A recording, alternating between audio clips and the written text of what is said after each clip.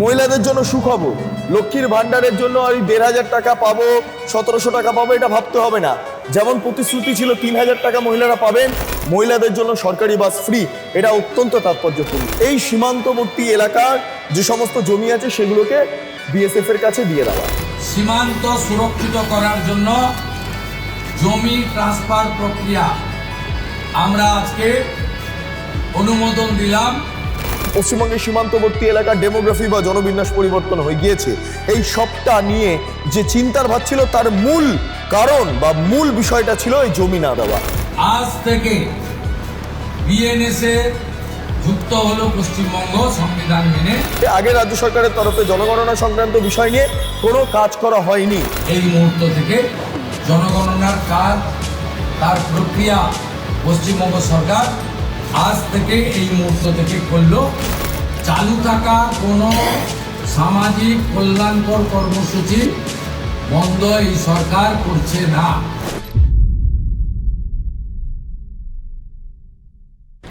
প্রথম দিন ক্যাবিনেটের বৈঠক অর্থাৎ মন্ত্রিসভার বৈঠক, এবং সেখানেই একের পর এক ছক্কা হাঁকালেন মুখ্যমন্ত্রী শুভেন্দু অধিকারী।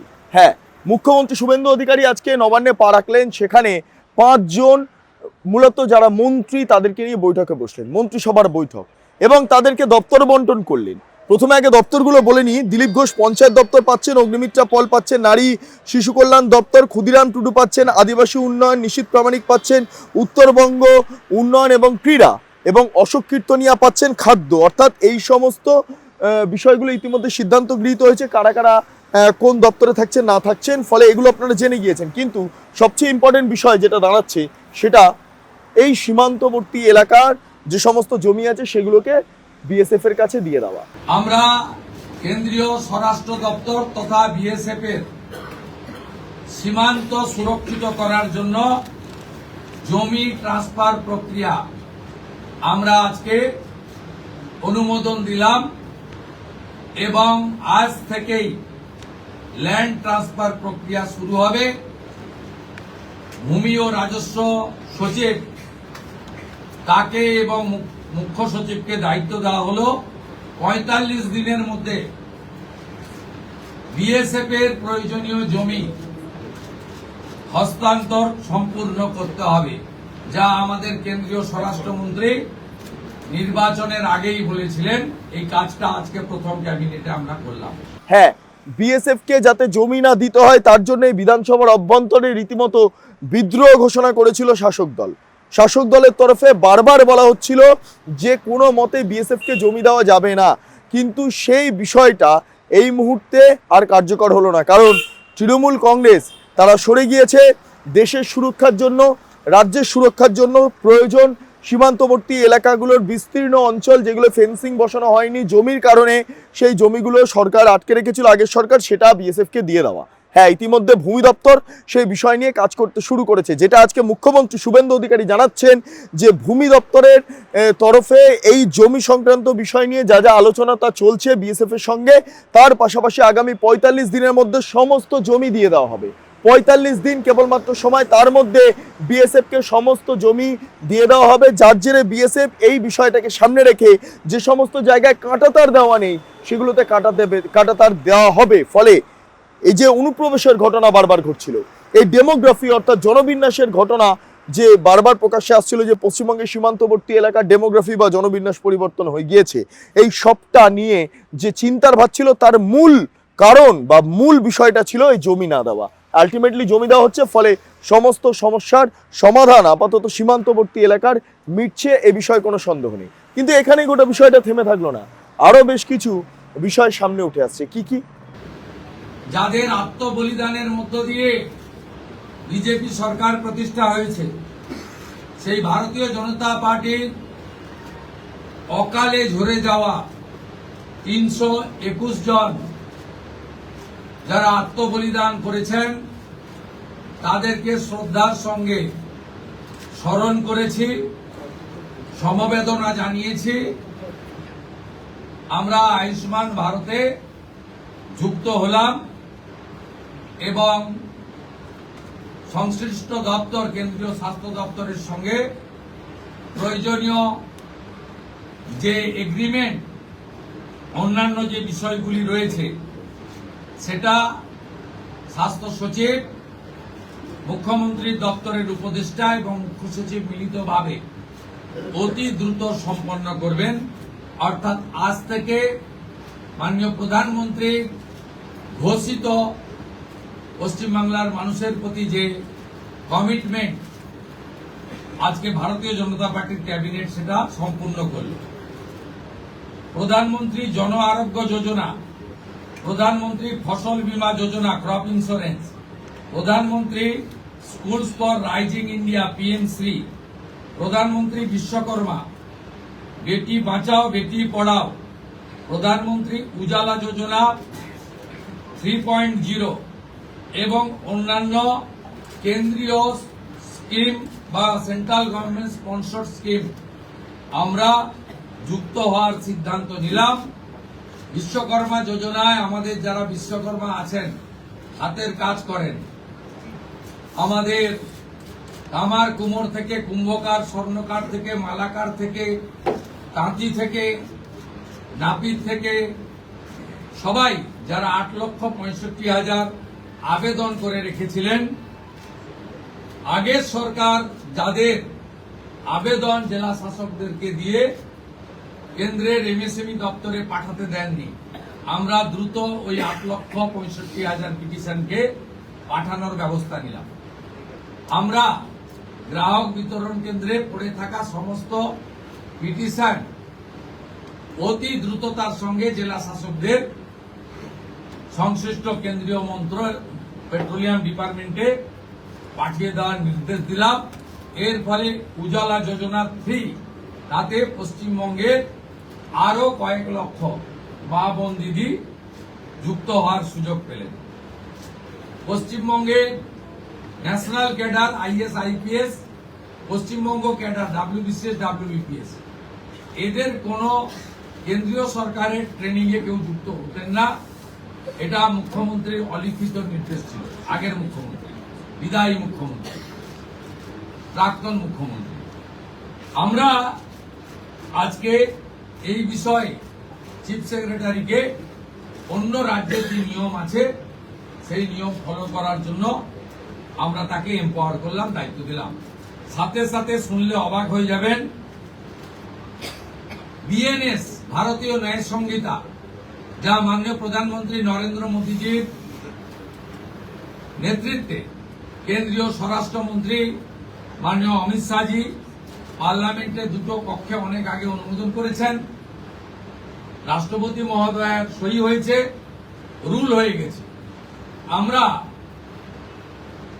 আশ্চর্য হয়ে গেছি যে এখানে বিএনএস কার্যকর করা হয়নি, অর্থাৎ অত্যন্ত অবৈধভাবে সংবিধানকে বৃদ্ধাঙ্গুষ্ঠ দেখিয়ে আগের সিআরপিসি আইপিসি চলছিল।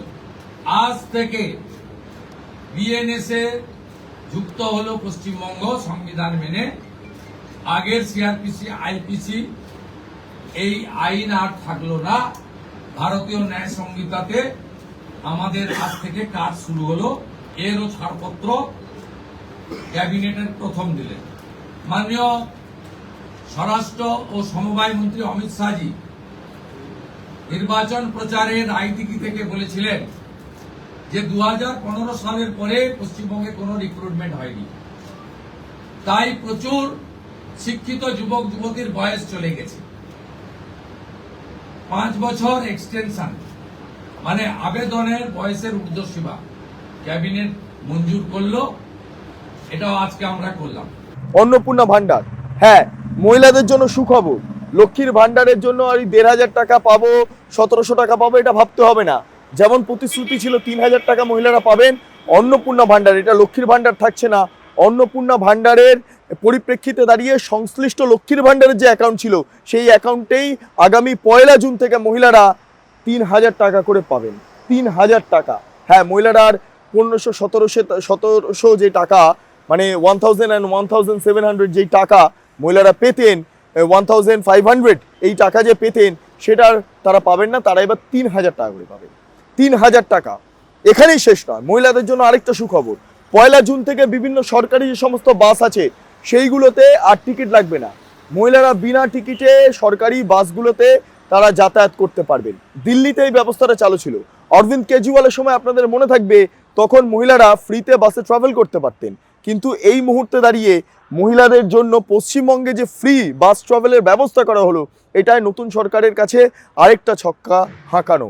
এবং এখানেও শেষ নয়, যেটা আমরা জানতে পাচ্ছি, পরিবহন দপ্তর নির্দিষ্ট ব্যক্তির হাতে দেওয়া হবে বা নির্দিষ্ট এমএলএর হাতে দেওয়া হবে, যিনি এই বাস এত কম না, সরকারি পরিবহন এত কম, রাত্রেবেলা বাস পাওয়া যায় না, সরকারি পরিবহনের একদম বেহাল দশা, সেই বেহাল দশা ফিরিয়ে আনার জন্য যা যা ব্যবস্থা নেওয়া দরকার সেটা নেওয়া হবে। বাসের সংখ্যা বাড়ানো হবে। কারণ 2016 সালে আপনারা মনে করুন বর্তমান মুখ্যমন্ত্রী তৎকালীন সময় তৃণমূল কংগ্রেসের আমলে পরিবহন মন্ত্রী ছিলেন, ফলে তখন থেকে তার মাথায় অনেক কিছু ঘুরতে শুরু করেছিল। এটাও আপনাদের মাথায় রাখতে হবে। এসবিএসটিসি বা এনবিএসটিসি এই যে বিভাজনটা হয়েছিল, সেইটা 2016 সালে শুভেন্দু অধিকারী যখন পরিবহন মন্ত্রী ছিলেন তখন হয়েছিল। অর্থাৎ পরিবহনের ক্ষেত্রে বিভিন্ন সিদ্ধান্ত যে গৃহীত হয়েছিল সেটা শুভেন্দু অধিকারীর সময়। তারপর অনেকের হাতে পরিবহন গিয়েছে, কিন্তু আলটিমেটলি কোনো সুরাহা বেরিয়ে আসেনি। তাই এবারে পরিবহন দপ্তরটাকে একটু অন্যভাবে দেখা হচ্ছে। সেই কারণে মুখ্যমন্ত্রী শুভেন্দু অধিকারী তিনি এই পরিবহনটাকে ঢেলে সাজানোর জন্য যা যা করার দরকার তাইগুলো করছেন। ফলে এক্ষেত্রে দাঁড়িয়ে প্রথম যে সিদ্ধান্ত মহিলাদের জন্য সরকারি বাস ফ্রি, এটা অত্যন্ত তাৎপর্যপূর্ণ। এবং পরবর্তী ক্ষেত্রে সরকার যেটা নির্দিষ্টভাবে সিদ্ধান্ত নেবে কি করে আরও বাসের সংখ্যা বাড়ানো যায়। এখানেও শেষ নয়, এরপর আরও অনেক বিষয় রয়েছে। যেমন ডিএ, প্রথমে বলা হয়েছিল সংকল্পপত্রে 45 দিনের মধ্যে 7 পে কমিশনের মধ্যে আনা হবে। আপনাদের জানিয়ে রাখি, পরের সপ্তাহ সোমবার দিন আবারও এই মন্ত্রিসভার বৈঠক হবে। সেই মন্ত্রিসভার বৈঠক বিধানসভার অভ্যন্তরে হবে নাকি নবান্নে হবে বা রাইটাসে হবে সেটা পরের কথা, কিন্তু এই 7ম পে কমিশন এবং ডিএ সংক্রান্ত বিষয়, এরিয়া সংক্রান্ত বিষয় নিয়ে পরের মন্ত্রিসভাতে সিদ্ধান্ত গৃহীত হবে, সেটাও আজকে শুভেন্দু অধিকারী বলে দিয়েছেন। এরপর আরও বেশ কিছু সিদ্ধান্ত গৃহীত হয়েছে, আরও বেশ কিছু সিদ্ধান্ত, যেরকম আয়ুষ্মান যোজনার আন্ডারে এই মুহূর্তে পশ্চিমবঙ্গ কাজ করবে, এটা পর্যন্ত শুভেন্দু অধিকারী বলে দিয়েছেন। কিন্তু সবচেয়ে ভয়ঙ্কর কি জিনিস জানেন? জনগণনা সংক্রান্ত যে তথ্য এই মুহূর্তে সরকারের কাছে এসে পৌঁছেছিল, সেই জনগণনা সংক্রান্ত তথ্য এই মুহূর্তে তারা কাজ করতে রাজ্য সরকারের তরফে জনগণনা সংক্রান্ত বিষয় নিয়ে কোনো কাজ করা হয়নি। এটা খুব ইম্পর্টেন্ট বিষয়। এই ফাইল ফেলে রেখেছিল এবং এগুলো এক্ষুনি পাবলিক ডোমেনে আনার বিষয় নয়, কিন্তু যে তথ্য আমাদের এই হাতে আছে, যে লিখিত তথ্য আছে, তাতে এরা শুধুমাত্র পশ্চিমবাংলার সঙ্গে বিশ্বাসঘাতকতা করেনি, দেশের সঙ্গে, দেশের সংবিধানের সঙ্গে বিশ্বাসঘাতকতা করেছে। এবং এদের মূল লক্ষ্যই ছিল এই জনগণনা আটকে দিয়ে মহিলা সংরক্ষণ যাতে ভারত সরকার করতে না পারে, মহিলারা যাতে বিধায়ক সাংসদ না হতে পারে, সেজন্যই এসব করে গেছে।